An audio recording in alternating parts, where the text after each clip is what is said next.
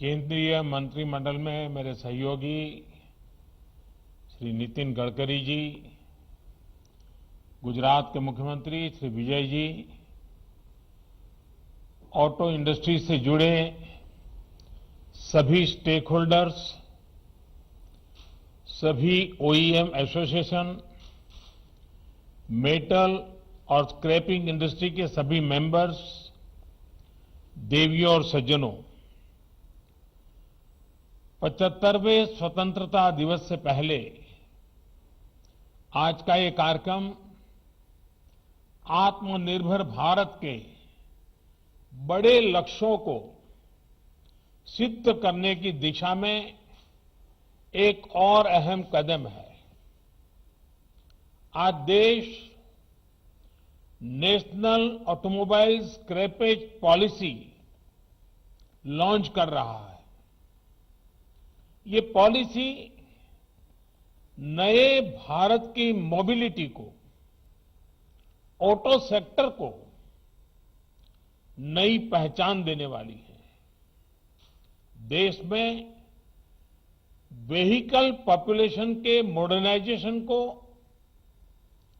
Unfit vehicles को एक scientific manner में सड़कों से हटाने में ये पॉलिसी बहुत बड़ी भूमिका निभाएगी।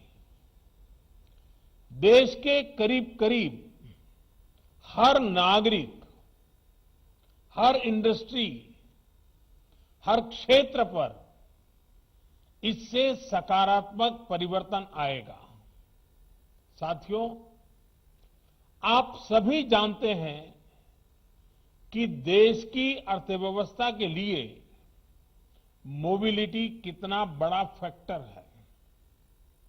मोबिलिटी में आई आधुनिकता ट्रैवल और ट्रांसपोर्टेशन का बोझ तो कम करती ही है, आर्थिक विकास के लिए भी मददगार साबित होती है। 21वीं सदी का भारत क्लीन, कंजेशन फ्री और कन्वीनियंट मोबिलिटी का लक्ष्य लेकर चले, ये आज समय की मांग है।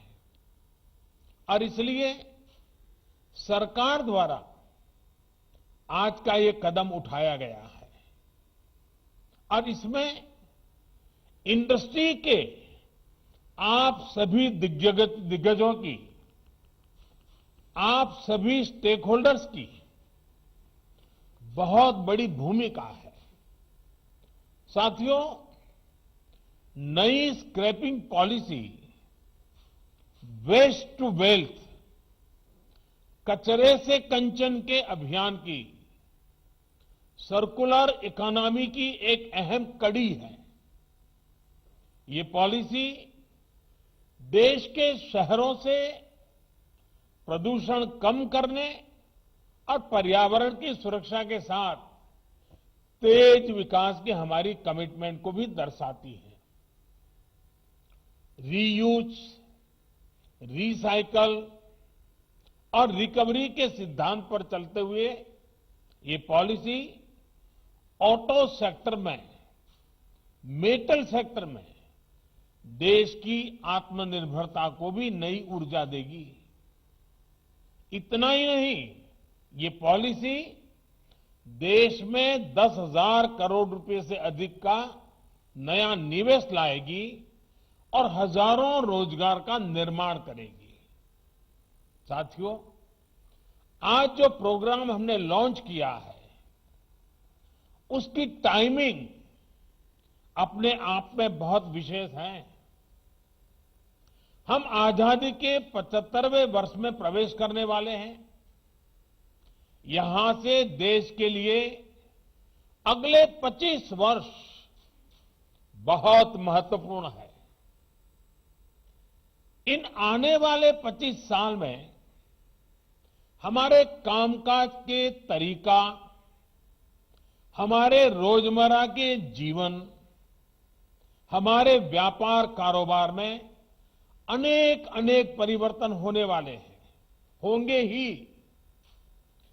जिस तरह टेक्नोलॉजी बदल रही है, हमारी लाइफस्टाइल हो या फिर हमारी इकोनॉमी, दोनों में बहुत बदलाव होगा।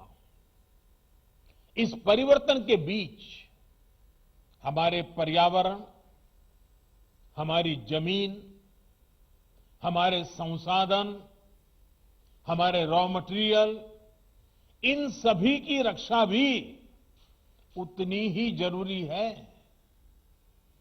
टेक्नोलॉजी को ड्राइव करने वाले रेयर अर्थ मेटल्स जो आज ही रेयर है, लेकिन जो मेटल आज उपलब्ध है वो भी कब रेयर हो जाएंगे ये कहना मुश्किल है। भविष्य में हम टेक्नोलॉजी और इनोवेशन पर तो काम कर सकते हैं, लेकिन जो धरती माता से हमें संपदा मिलती है वो हमारे हाथ में नहीं है। इसलिए आज एक तरफ भारत डीप ओशन मिशन के माध्यम से नई संभावनाओं को तलाश रहा है, तो वहीं सर्कुलर इकोनॉमी को भी प्रोत्साहित कर रहा है। कोशिश ये है कि विकास को हम सस्टेनेबल बनाएं, एनवायरमेंट फ्रेंडली बनाएं। क्लाइमेट चेंज की चुनौतियां हम आए दिन अनुभव कर रहे हैं। इसलिए भारत को अपने हित में, अपने नागरिकों के हित में बड़े कदम उठाने जरूरी हैं। इसी सोच के साथ बीते सालों में एनर्जी सेक्टर में अभूतपूर्व काम हुआ है। सोलर और विंड पावर हो या फिर बायोफ्यूल, आज भारत दुनिया में अग्रणी देशों में शामिल हो रहा है। वेस्ट टू वेल्थ का एक बहुत बड़ा अभियान चलाया जा रहा है। इसको स्वच्छता से भी जोड़ा गया है और आत्मनिर्भरता से भी जोड़ा गया है। बल्कि आजकल तो हम सड़कों के निर्माण में वेस्ट का बड़ी मात्रा में उपयोग कर रहे हैं। सरकारी बिल्डिंग, गरीबों के लिए घर के निर्माण में भी रिसाइकलिंग को प्रोत्साहित किया जा रहा है।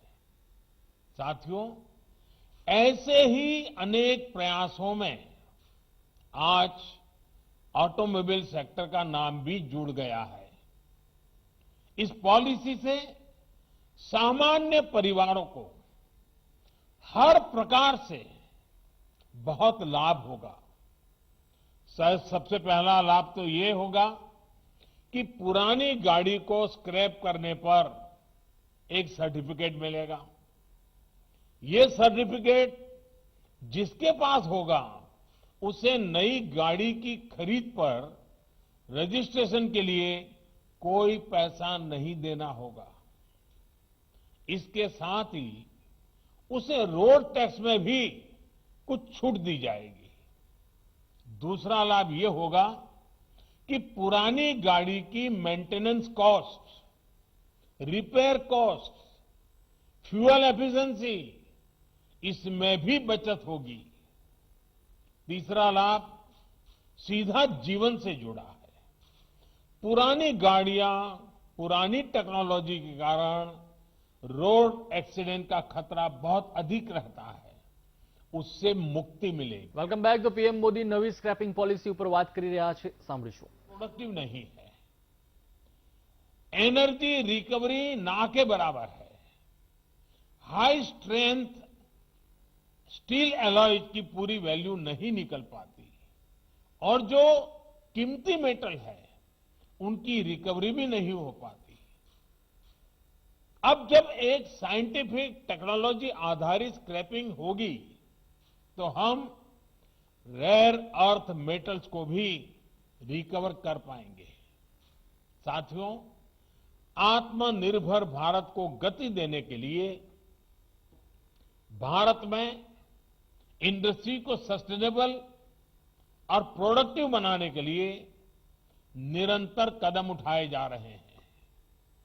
हमारी ये पूरी कोशिश है कि ऑटो मैन्युफैक्चरिंग से जुड़ी वैल्यू चेन के लिए जितना संभव हो उतना कम हमें इंपोर्ट पर निर्भर रहना पड़े, लेकिन इसमें इंडस्ट्री को भी थोड़े एक्स्ट्रा एफर्ट्स की जरूरत है। आने वाले 25 साल के लिए आपके पास भी आत्मनिर्भर भारत का एक स्पष्ट रोडमैप होना चाहिए। देश अब क्लीन, कंजेशन फ्री और कन्वीनियंट मोबिलिटी की तरफ बढ़ रहा है। इसलिए पुरानी अप्रोच और पुरानी प्रैक्टिसेस को बदलना ही होगा। आज भारत सेफ्टी और क्वालिटी के हिसाब से ग्लोबल स्टैंडर्ड्स अपने नागरिकों को देने के लिए प्रतिबद्ध है। BS4 से BS6 की तरफ सीधे ट्रांजिशन के पीछे यही सोच है। साथियों, देश में ग्रीन और क्लीन मोबिलिटी के लिए सरकार रिसर्च से लेकर इंफ्रास्ट्रक्चर तक हर स्तर पर व्यापक काम कर रही है। इथेनॉल हो, हाइड्रोजन फ्यूल हो या फिर इलेक्ट्रिक मोबिलिटी, सरकार की इन प्राथमिकताओं के साथ इंडस्ट्री की सक्रिय भागीदारी बहुत जरूरी है। R&D से लेकर इंफ्रास्ट्रक्चर तक इंडस्ट्री को अपनी हिस्सेदारी बढ़ानी होगी। इसके लिए जो भी मदद आपको चाहिए वो सरकार देने के लिए तैयार है। यहां से हमें अपनी पार्टनरशिप को नए लेवल पर ले जाना है।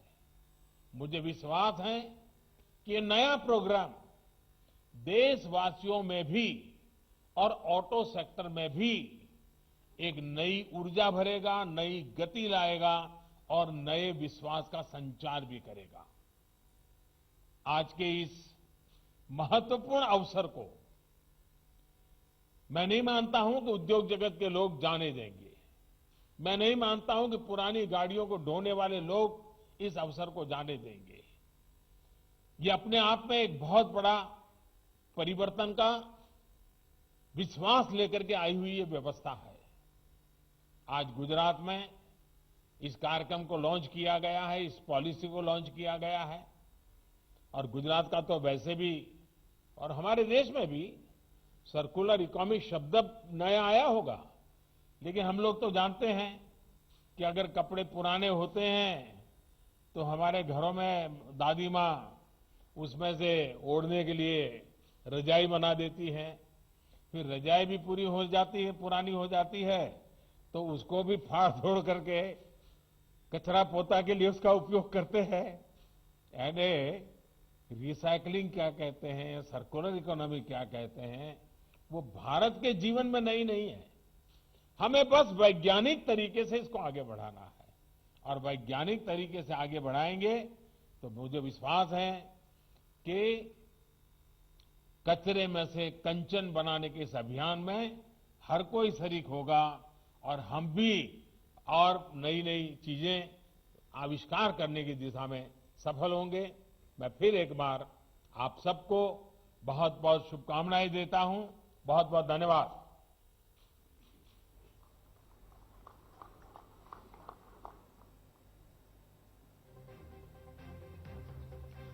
તો પીએમ મોદી દ્વારા નવી સ્ક્રેપિંગ પોલિસીની જાહેરાત કરવામાં આવી છે અને તેઓએ ખાસ નવી સ્ક્રેપિંગ પોલિસી વિશે જણાવ્યું હતું। તેના અનેક ફાયદા પણ ગણાવ્યા હતા અને કચરામાંથી કંચન કરવાની વાત તેઓએ જણાવી છે। પ્રદૂષણ આનાથી ઓછું થશે તેમજ પર્યાવરણનું જતન થશે, રોજગારીનું પણ નિર્માણ થશે તેમજ આવનારા 25 વર્ષમાં તમામ લોકોની લાઇફસ્ટાઇલમાં પણ બદલાવ આવશે તેના વિશે પણ જણાવ્યું હતું। તેના વિશે પણ આપણે તૈયારી રાખવી પડશે। તો સંસાધનની રક્ષા પણ આપણે જ કરવી પડશે। તો જૂના વાહન સ્ક્રેપ કરવાથી સર્ટિફિકેટ મળશે। સ્ક્રેપિંગ પોલિસીથી ફાયદો શું છે? નવા વાહન ખરીદી સમયે સર્ટિફિકેટ બતાવવા પર રજીસ્ટ્રેશન ચાર્જ નહીં લાગે।